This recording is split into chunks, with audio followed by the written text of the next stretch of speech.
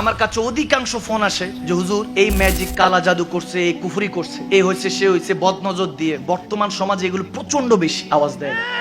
কেউ যদি একটু ব্যবসায় উন্নতি করে এমন ভাবে কুফরি করে বেচারা শেষ।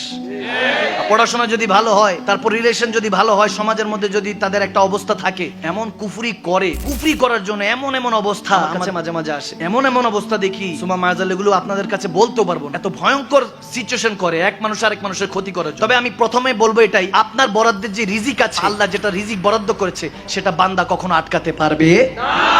এটা হলো প্রথম ঈমান রাখবেন আল্লাহ রাসূলের। তারপর দ্বিতীয়ত যেটা করতে হবে সেটা হলো একটা সলিউশন বলে দিচ্ছে যে আপনি বুঝতে পারবেন কিভাবে যে হুজুর আমার উপর কি কুফরি আছে, তাবিজ তোমার করছে, এগুলো বুঝার ওয়ে কিন্তু ইসলামের মধ্যে আছে। একটু জানাই দিচ্ছে কি কষ্ট হচ্ছে, এগুলো জানার দরকার আছে না?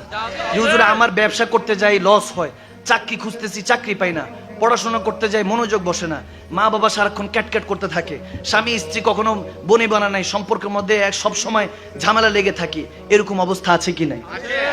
এগুলো কুফরির প্রভাব আছে কিনা, বদনজর আছে কিনা বুঝার ওয়ে আছে। ওয়েটা বলে দিচ্ছে কি কষ্ট হচ্ছে। একটা কাপের মধ্যে যেটা স্বচ্ছ, এরকম গ্লাস, কাপটা এরকম স্বচ্ছ হইতে হবে, দুই পার যাতে দেখা যায়। এটা গ্লাসটার দিকে তাকিয়ে চারকুল, যেটা বলা হয় চারকুল, সূরা কাফিরু, সূরা ইখলাস, সূরা নাস, সূরা ফালাক, এই চারকুল পড়ে আপনি এটার মধ্যে ফু দিবেন। ফু দিয়ে এটার দিকে তাকায় থাকবেন আর দুরূদ শরীফ পড়তে থাকবেন, দুরূদ শরীফ পড়তে থাকবেন। চেষ্টা করবেন যাতে পানি না নড়ে। দুরূদ শরীফ 100 বার কমপ্লিট করে আবার চারকুল পরে ফু দিবেন। ফু দিয়ে এবার ইস্তেগফার পড়বেন 100 বার। পড়ে ফু দিয়ে এটা ঘরের যে কোনো একটা কোণার মধ্যে রেখে দিন। পরের দিন বুঝতে পারবেন পানিটা যদি একটু ঘোলা হয়ে যায়, বুঝবেন কুফরি করা হয়েছে। মারহাবা কয় না? কথা ওয়েটা বোঝা গেছে? একদম সিম্পল। চারকুল পড়বেন, 100 বার দুরূদ শরীফ পড়তে পড়তে দেখতে হবে, এবং এই আপনার পানি যাতে এই পার ওই পার দেখা যায়, এই সিস্টেম ওয়ে থাকতে হবে। দেখতে দেখতে আবার দুরূদ শরীফ কমপ্লিট হলে 100 বার পড়ে আল্লাহুম্মা সাল্লি আলা সাইয়্যিদিনা মুহাম্মদ ওয়া আলা আলি সাইয়্যিদিনা মুহাম্মদ ওয়া বারিক ওয়া সাল্লিম পড়ে জাস্ট 100 বার ফু দিবেন। এরপর আবার পড়ার পর আবার দেখতে থাকবেন, ইস্তেগফার পড়বেন, আস্তাগফিরুল্লাহ আস্তাগফিরুল্লাহ পড়ে 100 বার পড়ে তারপর ফু দিবেন। ফু দিয়ে এটা যে কোনো ঘরের একটা অন্ধকার জায়গায় আলোটা এইভাবে ইয়ে করে রেখে দিবেন। পরীক্ষা করে দেখবেন, পরের দিনই দেখবেন যে পানিটা যদি এরকম স্বচ্ছ থাকে, ক্লিন থাকে, বুঝবেন কুফরি নাই, বদনজর নাই। আর যদি দেখেন ঘোলা হয়ে গেছে, তখনই বুঝবেন বদনজর আছে, কুফরি আছে। এরপর বলতে পারবেন হুজুর বাঁচার ওয়ে। বাঁচার ওয়ে হলো এই পানিটা আপনি কোনো পুকুর দেখে কিংবা মনে করেন যে জায়গায় ওই চলন্ত নদী আছে যেটা বহমান, ওই নদীর মধ্যে ফেলে দিবেন, কেটে যাবে। এত আস্তে কেন সুবহানাল্লাহ? আমলটা কি খারাপ দিয়েছি? এবার আরেকটা আমল দিব।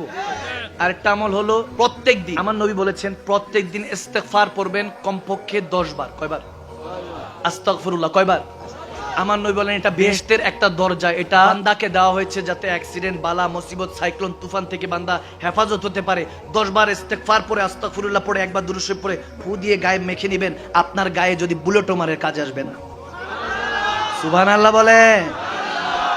করা যাবে, আমলটা করা যাবে।